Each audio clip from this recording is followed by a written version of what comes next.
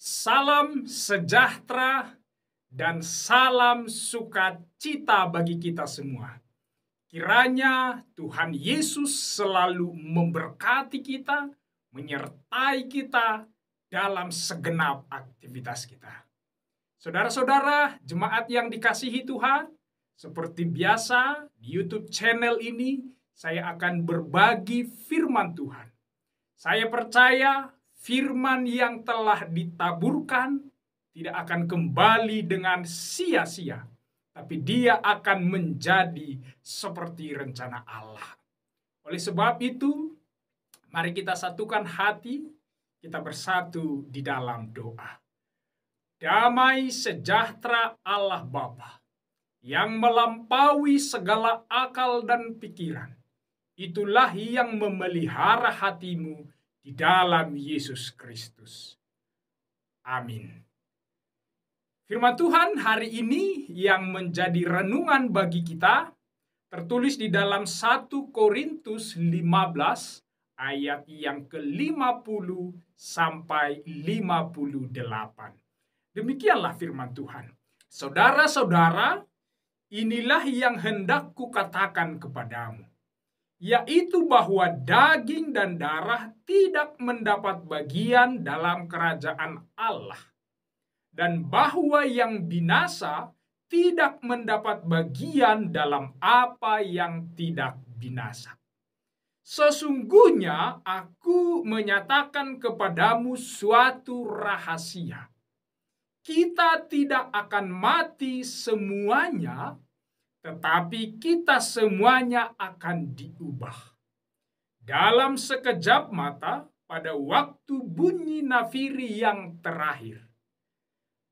Sebab nafiri akan berbunyi dan orang-orang mati akan dibangkitkan dalam keadaan yang tidak dapat binasa. Dan kita semua akan diubah. Karena yang dapat binasa ini harus mengenakan yang tidak dapat binasa. Dan yang dapat mati ini harus mengenakan yang tidak dapat mati.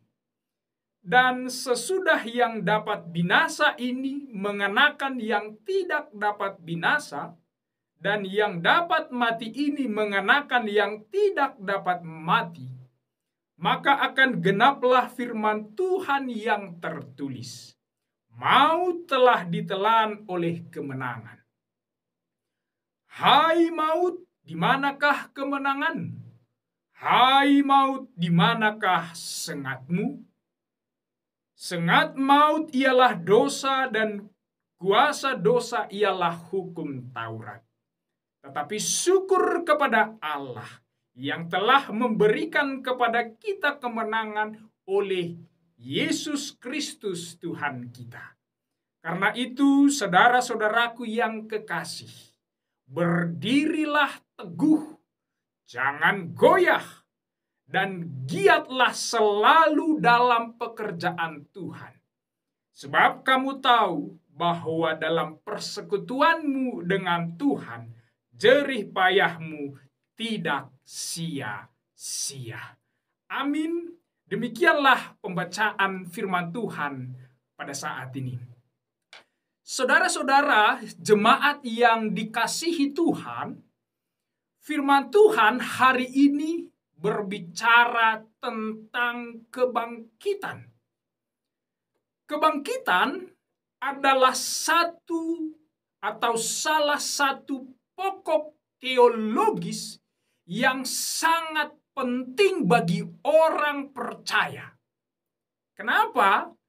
Karena kebangkitan adalah salah satu ciri khas dan keunikan orang Kristen. Sebab apa?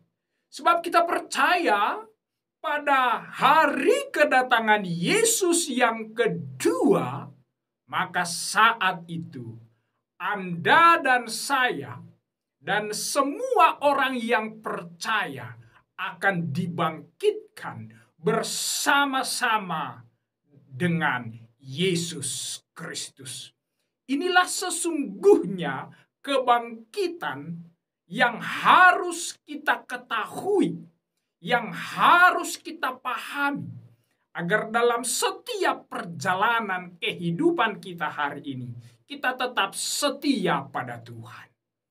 Sebab kita tahu bahwa ada banyak agama, ada banyak ajaran-ajaran, ada banyak nabi-nabi, dan banyak juga agama-agama yang tidak percaya pada kebangkitan. Kita tahu di zaman Tuhan Yesus, orang-orang Saduki itu tidak percaya akan adanya kebangkitan. Mereka tidak mengakui itu dan tidak meyakini dan tidak percaya kalau kebangkitan itu sungguh ada.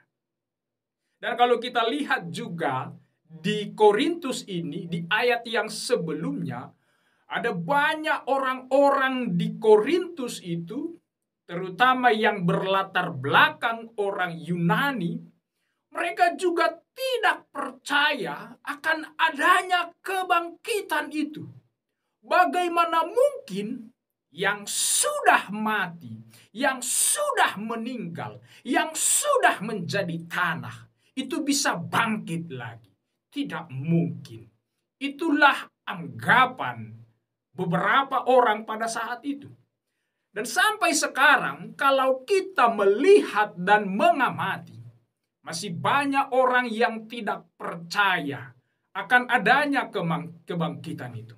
Bagaimana mungkin orang yang sudah mati bisa bangkit lagi? Bagaimana mungkin orang yang sudah dikubur bertahun-tahun bisa dibangkitkan lagi? Dengan cara apa mereka bangkit? Bagaimana cara mereka bangkit? Tubuh mereka sudah menjadi tanah. Bagaimana mereka bangkit? Jadi mulai sejak dari dulu dan sampai sekarang ada banyak perdebatan tentang kebangkitan ini. Maka kita sebagai orang yang percaya hari ini dicerahkan oleh firman hari ini bahwa kebangkitan itu pasti dan sungguh ada di dalam orang percaya. Mari kita aminkan. Amin. Oleh sebab itu, saudara-saudara jemaat yang dikasihi Tuhan, pada ayat 50, Paulus berkata, daging dan darah tidak mendapat bagian dalam kerajaan Allah. Yang binasa tidak mendapat bagian dalam apa yang bisa binasa. Sesungguhnya kedua kalimat ini sangat paralel. Artinya adalah bahwa Paulus mengatakan kebangkitan itu sungguh ada dan pasti. Tetapi bukan dengan tubuh kita yang seperti sekarang ini. Karena tubuh kita ini adalah tubuh yang dapat binasa, yang fana, yang tidak kekal, dan tidak mungkin mendapat bagian dalam kekekalan. Jadi bukan seperti tubuh kita ini, kita dibangkitkan. Jadi kalau begitu, dengan tubuh apakah kita dibangkitkan? Paulus melanjutkan di ayat 51. Sesungguhnya aku menyatakan kepadamu satu rahasia. Kita tidak akan mati semuanya, tetapi kita semuanya akan diubah dalam sekejap mata pada waktu bunyi nafiri yang terakhir. Itu berarti saat kedatangan Kristus yang kedua kali, semua orang yang percaya, yang sudah mati, ataupun yang masih hidup, saat itu, saat Kristus datang, semua akan dibangkitkan oleh Kristus. Dengan apa kita dibangkitkan? Dengan tubuh apa kita dibangkitkan? Dalam ayat ini dikatakan dengan tubuh yang tidak dapat binasa. Orang-orang yang hidup dengan sekejap tubuhnya diubah menjadi tubuh yang tidak dapat binasa. Dan orang-orang yang mati juga diubahkan menjadi tubuh yang tidak dapat binasa. Seperti apa bentuk tubuh yang tidak binasa itu? Tidak ada yang tahu bagaimana bentuknya, bagaimana ciri-cirinya, bagaimana penampakannya. Tapi di ayat ke-44 kita diberikan kuncinya. Dikatakan seperti ini. Yang ditaburkan adalah tubuh alamiah, yang dibangkitkan adalah tubuh rohaniah. Kita dibangkitkan dengan tubuh kita yang baru, yaitu tubuh rohaniah. Itulah yang layak masuk dalam kerajaan sorga. Sebab tubuh rohaniah tidak fana, tidak binasa, tetapi tubuh yang kekal yang disediakan Allah pada orang-orang yang percaya. Maka hari ini kita harus mengucap syukur kepada Allah, kepada Tuhan kita Yesus Kristus yang melayakkan kita untuk masuk dalam kerajaan sorga. Amin. Ini yang kita aminkan di dalam hidup kita. Dan yang lebih luar biasanya di dalam firman ini, kita juga diberitahu oleh firman bahwa kebangkitan orang-orang percaya sekaligus untuk menggenapi firman Allah. Apa yang Allah nubuatkan, apa yang Allah katakan, melalui kebangkitan orang percaya itu digenapi. Bahwa apa yang Allah janjikan, apa yang Allah katakan, apa yang Allah nubuatkan, pasti akan menjadi seperti rencana Allah.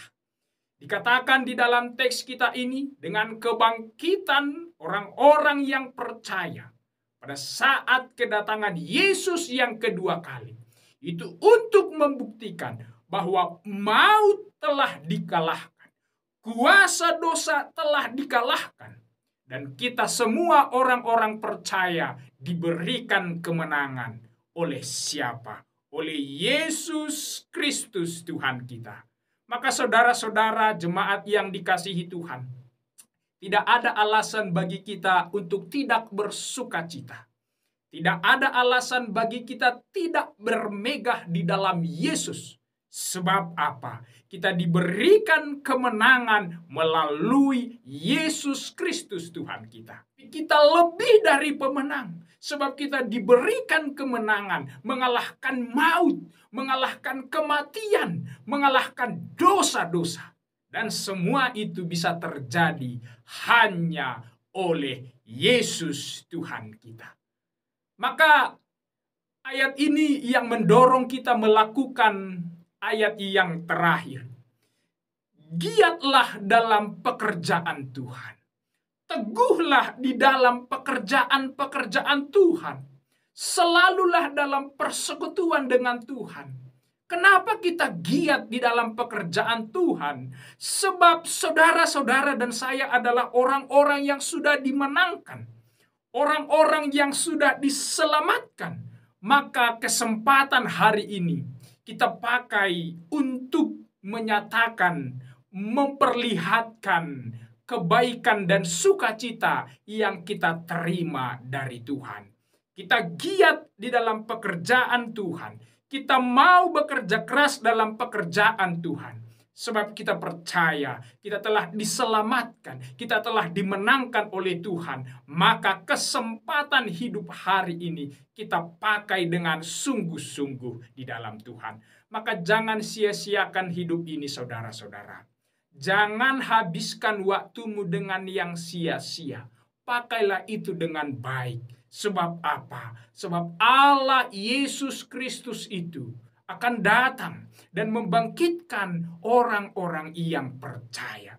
Jika kamu menolak Yesus, jika kamu tidak mau ikut Yesus, maka di manakah keselamatanmu?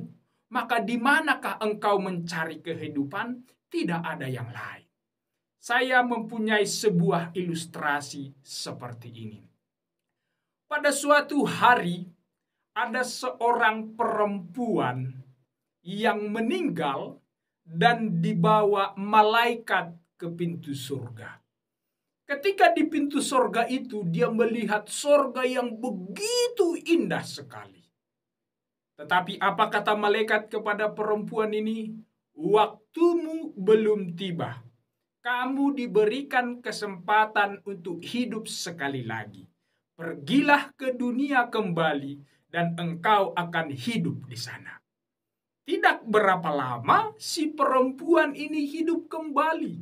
Dia sangat senang sekali. Dia sudah melihat pintu sorga dan dia bisa hidup. Dia sangat bersuka cita sekali. Nah, ketika dia saking senangnya dia ini, maka dia pun pergi ke salon. Di salon dia mengubah alisnya, mengubah matanya, mengubah bibirnya, mengubah hidungnya, mengubah wajahnya dengan operasi plastik. Jadi semua berubah. Fisiknya sangat berubah sekali. Termasuk rambutnya dari hitam berubah menjadi warna hijau. Itulah karena perubahan yang ada dalam dirinya. Tapi tidak beberapa lama lagi, ternyata si perempuan ini meninggal kembali. Setelah dia meninggal, apa yang terjadi? Setelah dia meninggal, dia bertemu dengan malaikat yang sama. Tetapi kali ini dia tidak dibawa ke pintu sorga. Dia dibawa ke neraka. Lalu dia marah-marah ke malaikat ini. Kenapa aku dibawa ke sini? Padahal dulu aku dibawa ke pintu sorga. Rupanya apa kata malaikat? Malaikat berkata ke perempuan ini, aku pun gak mengenalmu, kata malaikat. Rupanya gara-gara operasi plastik itu, si perempuan ini gak dikenali malaikat itu lagi di surga.